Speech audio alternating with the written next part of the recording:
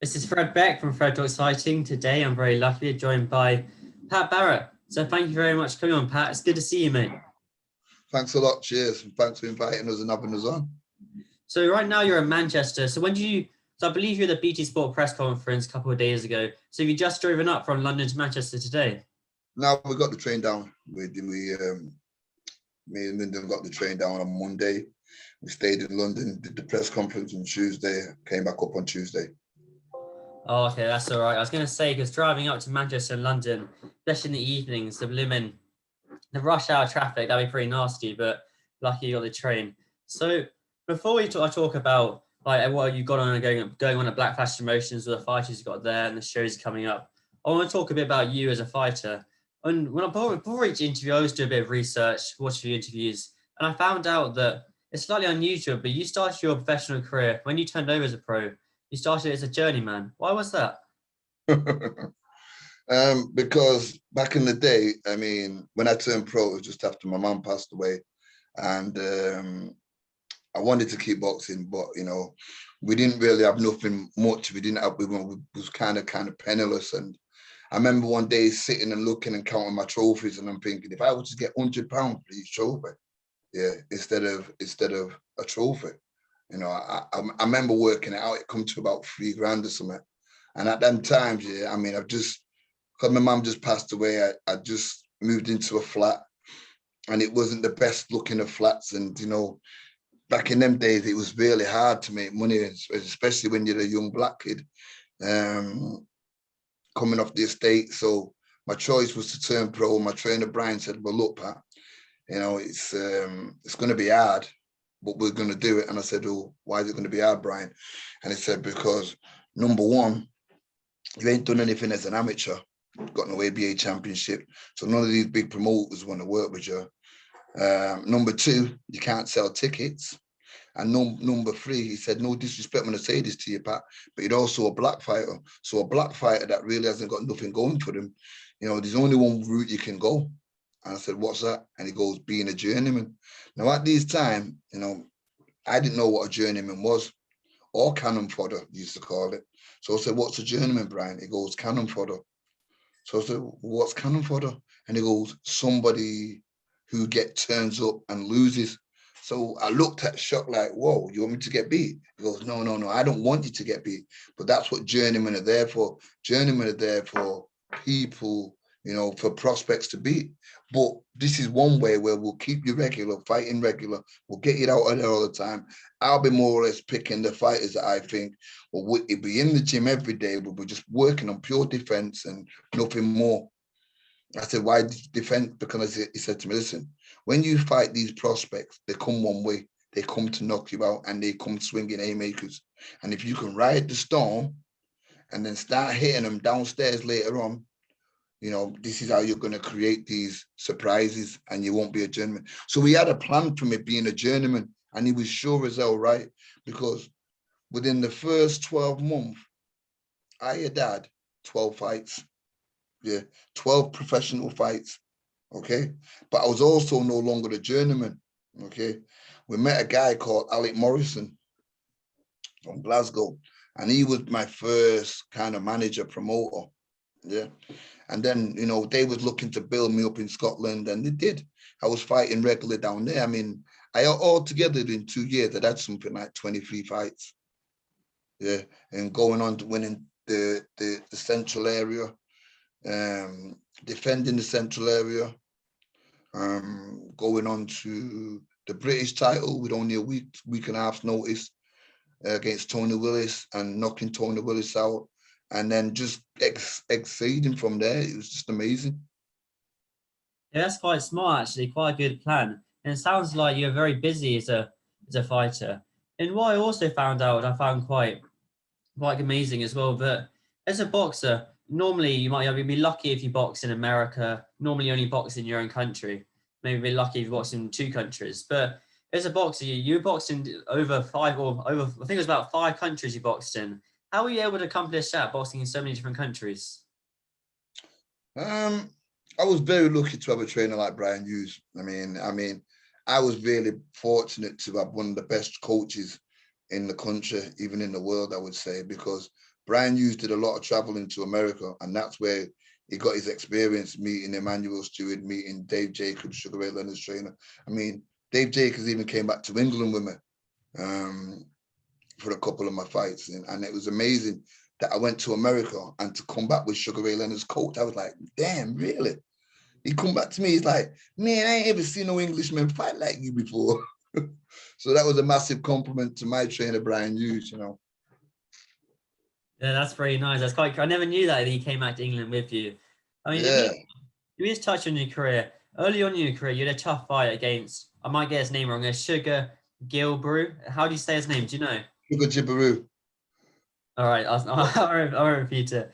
And you got a draw. It's quite a tough fight, but you got a draw. And then a few fights later, you rematched him and stopped him. How do you manage to kind of? I mean, I've seen a lot of interviews of you, and you always speak about mindset. How do you kind of manage to change your mindset, going from such a tough fight and then going back for the rematch and stopping him? I'll tell you something about Sugar Jibberoo. It even goes back a bit further than that. It mentally scarred me, Sugar Jibberoo. He was the nightmare. Yeah. He was the fighter that I would never like to see. Yeah. He was the boogeyman to me of boxing. And I sparred him a long time ago as an amateur. Yeah. And he gave me an hiding. Yeah. And I thought I was good at them times. And this little pro was so resilient. He just kept coming forward. And he could take punches. And I wasn't used to people taking my punches before. I was used to me leathering someone and they kind of quitting, even as an amateur. But somebody that could actually walk through what I was doing, it was like, whoa. And I suppose from there on, I learned a valid lesson. Yeah. And after turning pro and doing well, I remember fighting this kid in an 8-rounder and getting a draw with him. And I just never remember, I could always remember what he did to me in the amateurs. And, you know, he made me cry in the dressing room because I thought I was great. And I realized I wasn't that great for Sugar to give me such an hiding. And, you know, in fact, he actually made me a better fighter in every way. Like you said, it goes back to the mindset. Because when I realized I was fighting him, I remember in the fight, Brian said to me, listen, Pat, you'll knock this kid out in the next round. And he kept saying that to me because I was hitting him with such clean shots, uppercuts, left hooks, you name it. And even you would believe it. I don't know what kept this kid up. But after 4 rounds, I thought to myself, this kid ain't going nowhere. And I started thinking different things in the ring. And then what he did to me in sparring started happening again. I started standing there, covering up, and he'd go to the body. And then he'd do this Mike Tyson shot he had. He'd go with this right to the body and then bring the uppercut. And it always landed. It brought my head up. And every time he landed, I just got back on my toes and I'm running. But the thing is, when I was on my toes and boxing him, I was great. When I stopped, I played into his hands. The only thing with me, I couldn't maintain the movement, so I had to stop. So the first 4 rounds, I easily won, boxed his head off. The last 4 rounds, he easily won because he got me to a standstill. Yeah. And then going to fight a kid called Kevin Plant, moving forward for the Central Area title. Yeah, I beat Kevin Plant. Moving forward again, defending my title, it was only against the boogeyman, the nightmare.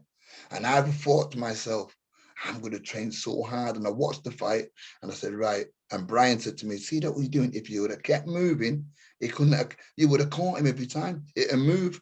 Right.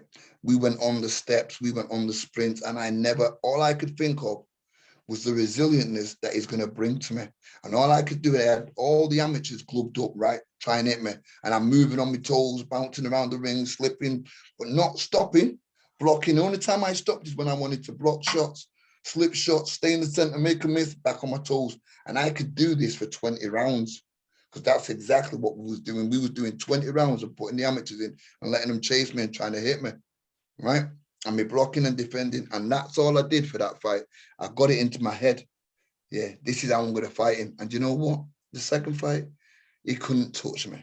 He was chasing. He was getting frustrated. He was lunging. He was leaving himself open. And the perfect timing come. He leaped in with a left hook.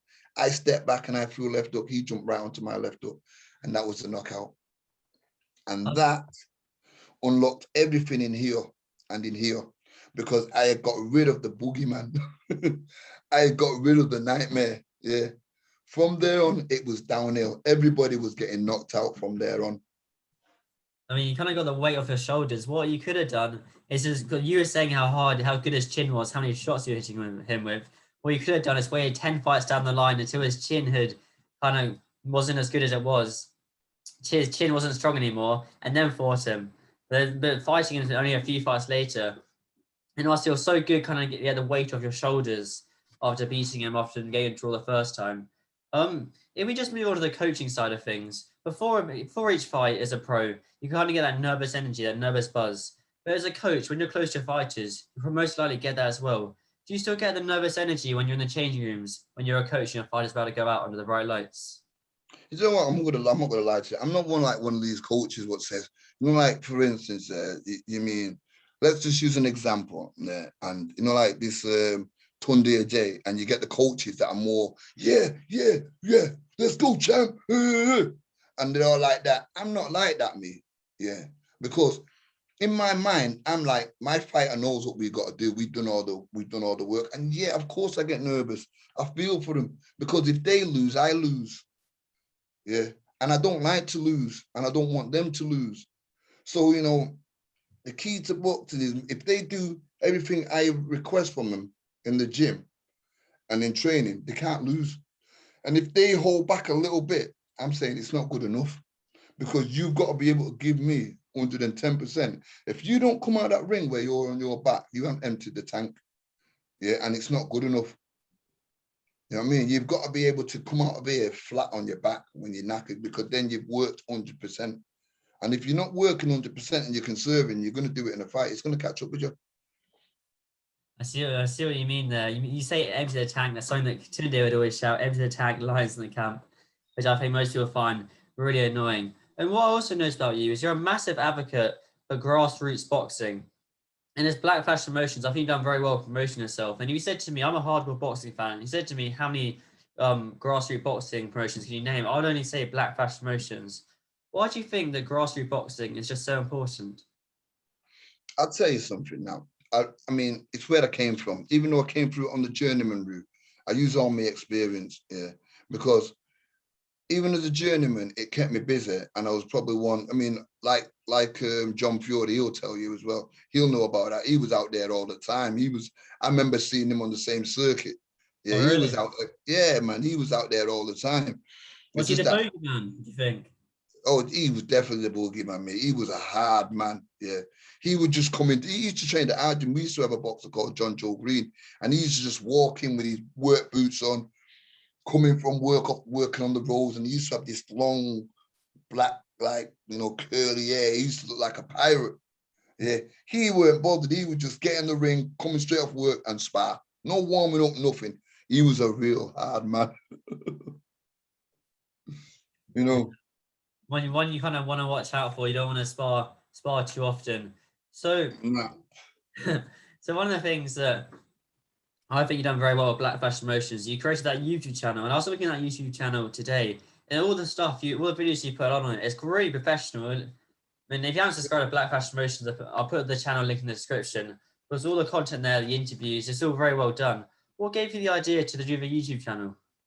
Know what? It's just like you said, going back to the grassroots boxing. Yeah, I don't think the young kids get exactly what they should do at the bottom. Being at the bottom is always got to remember this is where you come from. Yeah, this is why we call it the grassroots. Please remember the roots of where you come from, because nobody starts up here. We start from the bottom and we grow up.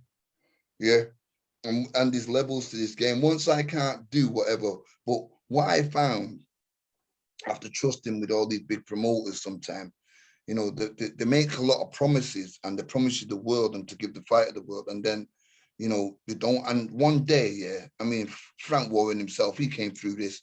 He came through it as a grassroots promoter. I mean, if you watch the Frank Warren story, it's amazing. I watched that thing on BT. I mean, I applaud him as a promoter, where he came from, how he did it, and it's like, whoa, it's kind of like what I'm doing myself. Instead of offering fighters more money now to help fill the shows, you can offer them more fights. So I'm doing that many shows so I can go to certain good fighters that I want to build up. I don't want to own them, and I can offer them a 5-fight deal. Yeah.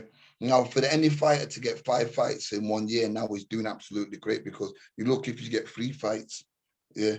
And that's where it's come to now. That's where I'm managing fighters, I'm promoting fighters, and I don't just train fighters now. I also create champions now from the grassroots as well, and giving them the opportunity and working with their trainers. And I'm loving it all because I'm coming at it from every angle. You know what I mean? CJ Challenger is a 10-0 kid. I mean, he's come back to me. I'm promoting and managing him. I've got the heavyweight Ivan Drago.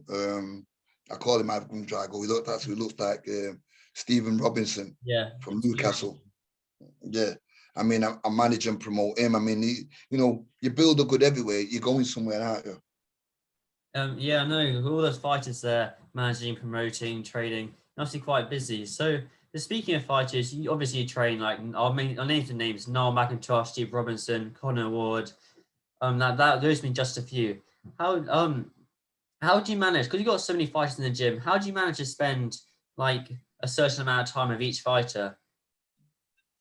Do you know what it is? It's very difficult, but with Lyndon and with Zelfa now, it's like when I bring them in an hour later so I can get the main work done with the grassroots boxers, and then with the main fighters, then they come in later. I mean, I've got another trainer, ex-fighter called Ben Mulligan, Sean Ben Mulligan, who's very good.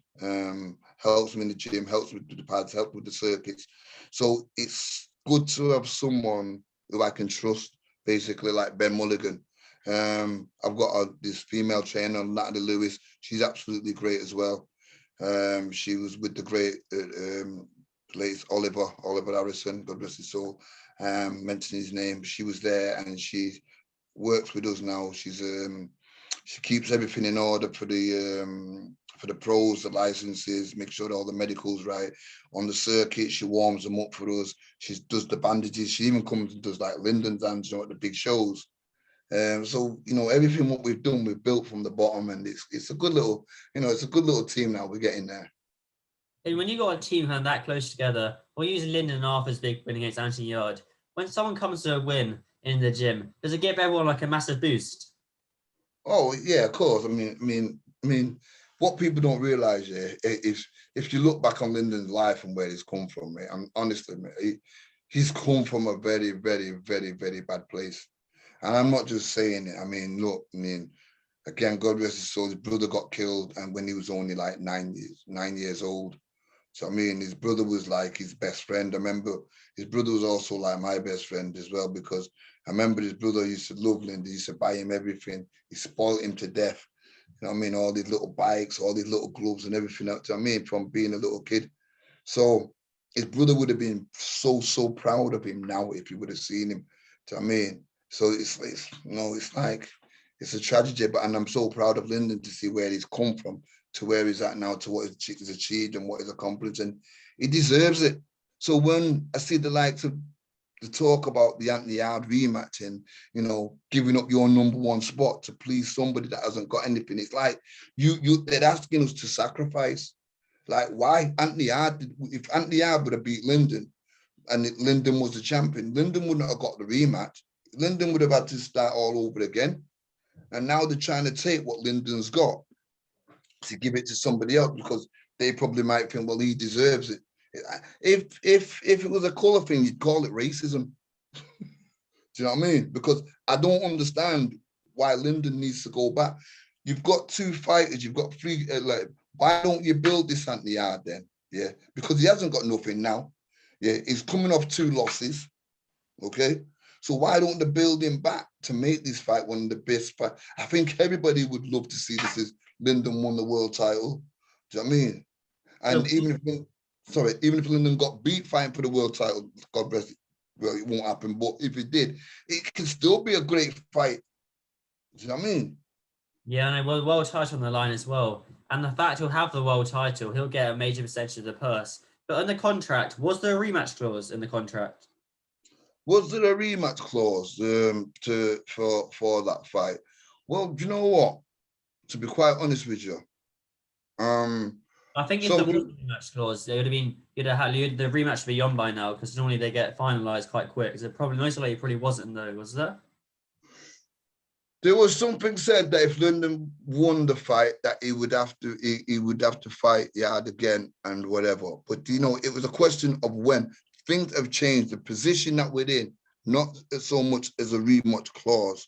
Yeah, and the position that we're in, we're ranked, and where we're ranked, it's not practical to give up what you've got. Do you know what I'm saying? It is not practical at all to give up what you've got, your number one position.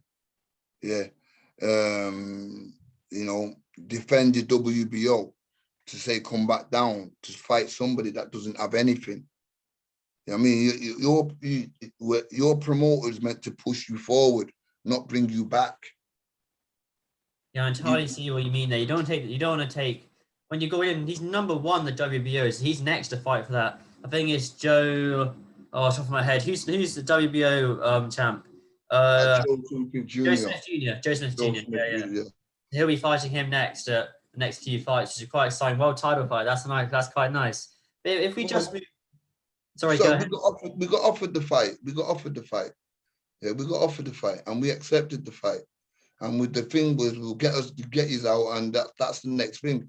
It's going to be shown at ESPN, and you know it's in American time as well. And this is what it was all about. So why try and take it back? So, I mean, I don't get it. So, I mean, you know, let us move forward. You know what I mean? Exactly, especially now as well in COVID. You don't want to be. Everyone's already one step back because all the lockdowns and the training and stuff. You want to be moving forward. You want to be going back.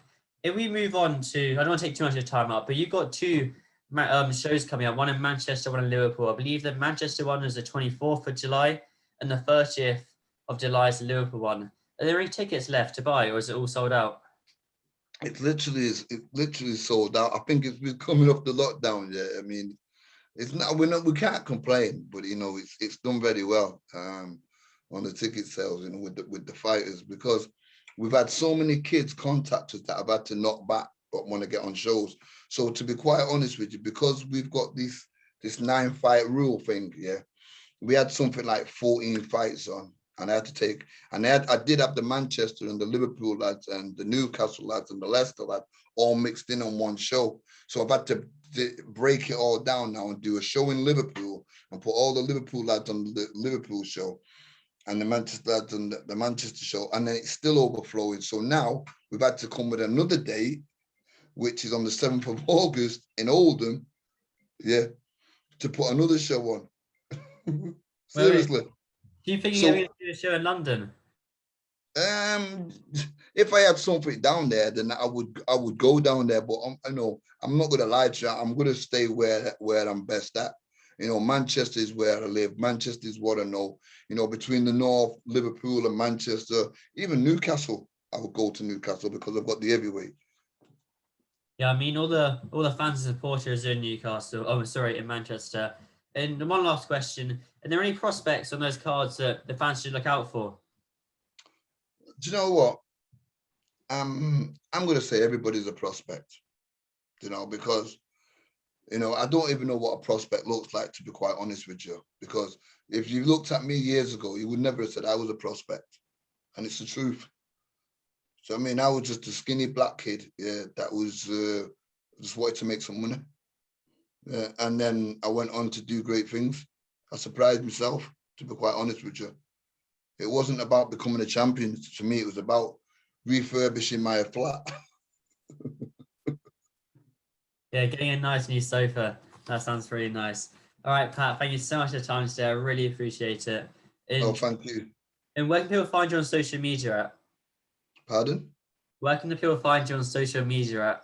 Oh, mate, I just know it's on Black Flash, you know, on Instagram and Twitter and Facebook. That's it. I'm terrible. I mean, I've got a good person, Leon, that runs the social media for us. So, you know, you can find Black Flash Promotions on, like I said, Facebook, Black Flash Promotions on Twitter, Black Flash. So if you're saying, is it at what? At this, mate, you're asking the wrong person. Yeah, I would have to have it written down for you. Yeah, Leon's the best. Leon's really good, actually. Yeah, all right, Pat, thank you so much for the time. It was really good talking to you, mate. Thank you. No, thank you. Thank you. Pleasure.